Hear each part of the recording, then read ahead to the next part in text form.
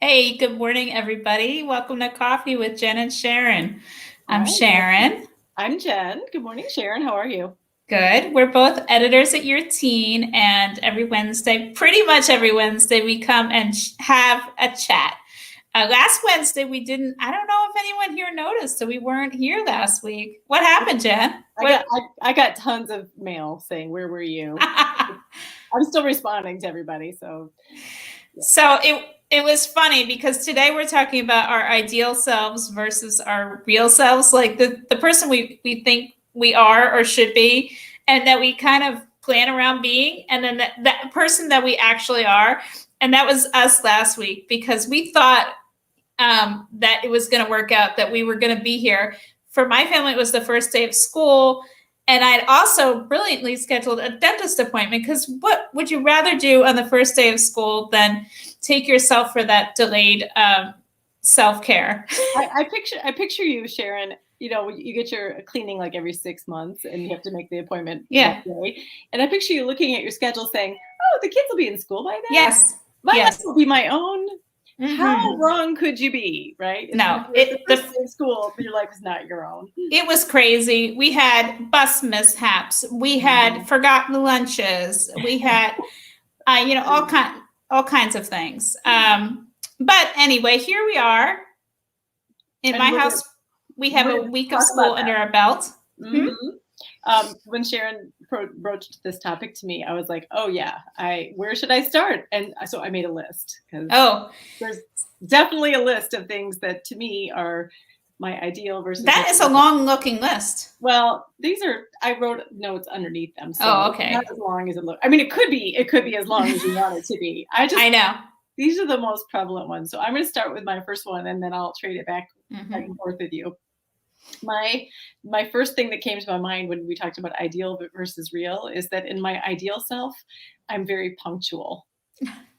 And in my real self, I leave almost for any appointment at about the time the appointment is happening.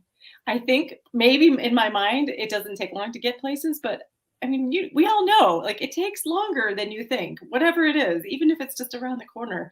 Because you got to do six things before you leave. You got to use the bathroom. You got to make sure you got your sunglasses. You got to lock the door. You got to, oh, maybe you left the cat outside, whatever it is, there's always stuff you got to do on the way out the door. So you would think by this advanced age in my life, I would have realized that you cannot be someplace at the time that thing starts.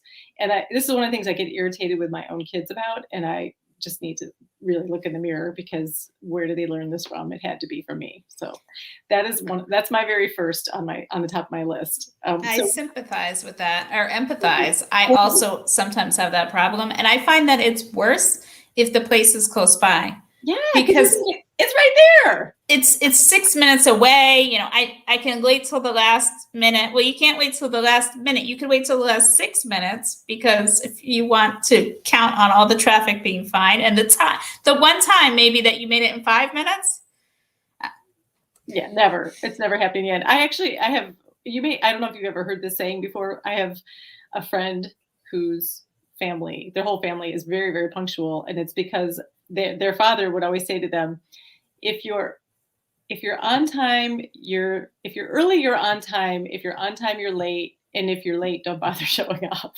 I have heard that one. Have you heard that one? Yes. By the way, if you're out there listening to this and you have similar dad advice to share, or you want to unburden yourself of your own foibles, your ideal Yes. versus your real selves, we would love to hear about it. So Okay, so what else? What's on your list? okay, so one of mine that's kind of silly is plants. I like plants a lot. I think they add so much to the house. I love the greenery. I love the bringing the nature inside. So I will purchase the plants.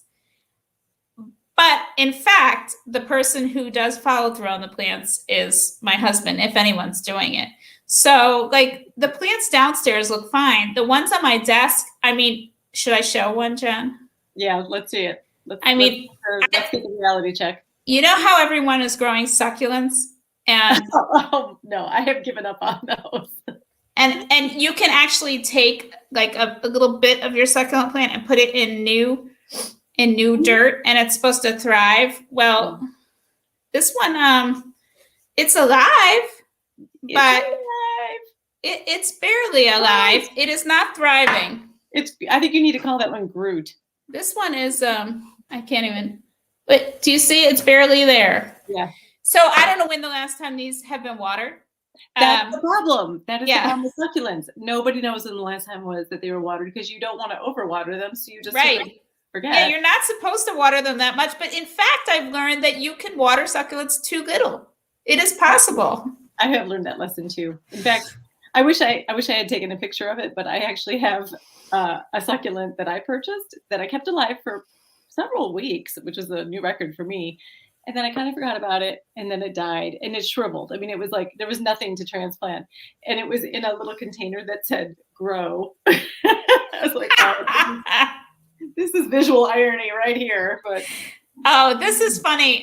Deborah's trying to make a comment, and I think that the autocorrect is getting her. She figured it out. Yeah, Groot. Okay, I'm rooting for Groot.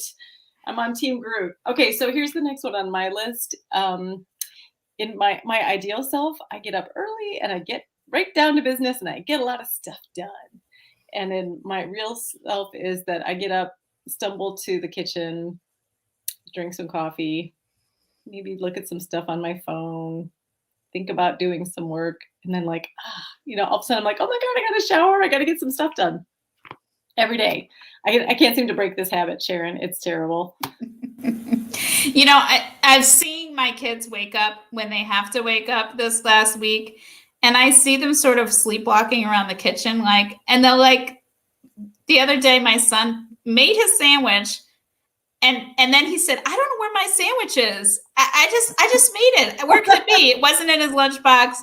So retracing steps, he found that he had put it back in the drawer in the refrigerator where we keep the deli turkey. Oh. So, I mean, I watched them stumbling around, and I'm like, well, that's what it is like when I tried to jump right into the day. So maybe, Jen, you should just cut yourself a break and let yourself ease into the day so that you don't misplace a sandwich or any other disasters that might happen. Okay, thanks. I will try to cut myself some slack on that one, I guess. But I have friends who they're up by 6 and they're getting the laundry done, and they get a full load of laundry done, washed, folded, put away before they even step out the door to go to work. And I don't think that's ever going to be me. Yeah, I would like it to be. It's just not going to be me. I'm seem to be ingrained to be more of a night owl, and I'll happily do the laundry at night. When in fact, if I would just go to bed, maybe I could get up in the morning and have a nice fresh start to the day. There you go. It's just not happening. Okay, so what else is on your list? Okay, so I have sort of it turns out it's a global one. There are many subcategories to this one because I kept thinking of more, and it basically relates to reading things. I think that I am going to read all the things. I do read a lot. I love to read. It's one of my very favorite things to do. I like to read magazines. I like to read books. I like to read articles online. I like to read what my friends are up to on social media, but I just can't read all the things, and I haven't accepted that yet. So every time I hear of a good book, I go and I put a library hold on it, because at my library, maybe everybody has this, you can just request the book, and when it's ready, they put it on a special shelf for you, and they email you and say it's ready. So all you have to do is do the request. So what turns out is I pick them all up, and then I have stacks of library books that become due inevitably before I can read them. I also save articles on Facebook. Do you ever do that? You can. Oh yeah.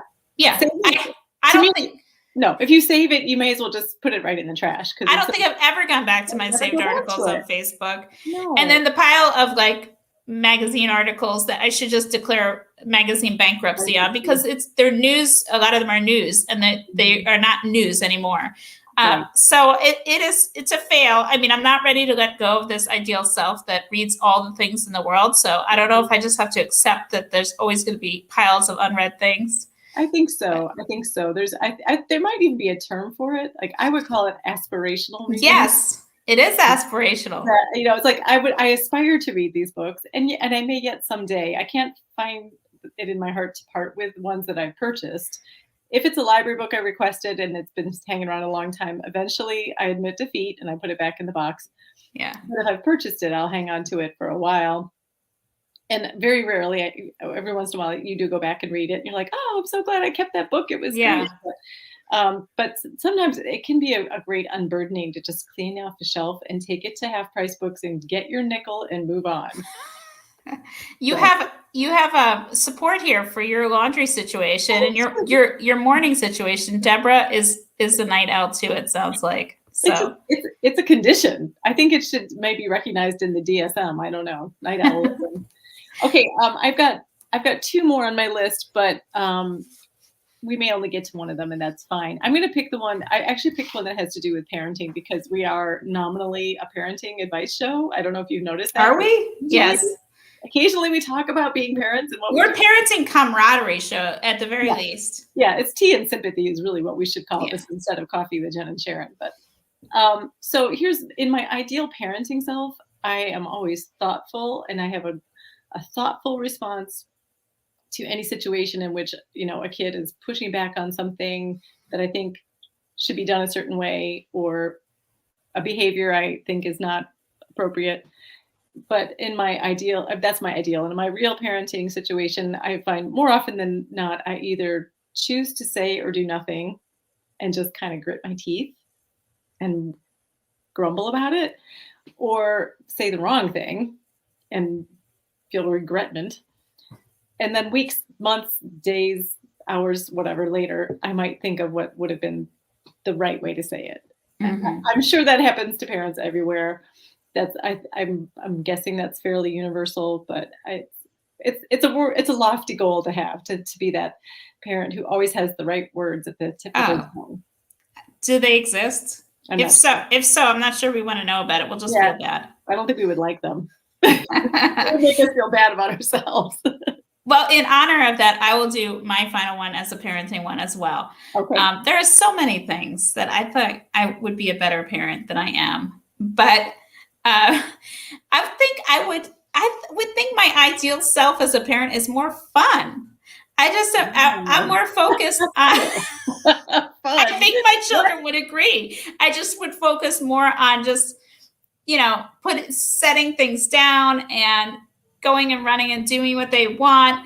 But it's so easy to get wrapped up in all the to-dos because there's so much, you know, that, you know, the house is always a wreck because of the stuff they're leaving behind or whatever. I'm always focused on, you know, did you pick that up? Or did you get this notice from school? Or, you know, what are we doing for dinner? Or we got to do this. We got to blah, blah, blah. But sometimes you just need to stop and waste some time with your kids. And I need to remember that too. And just like hear what they have, play the dumb game they want you to play or yeah, I know. Like when they were little and they wanted to play like Don't Break the Ice, and you're like, no, it takes 20 minutes to set that up and 3 seconds for you to break it and have to reset it.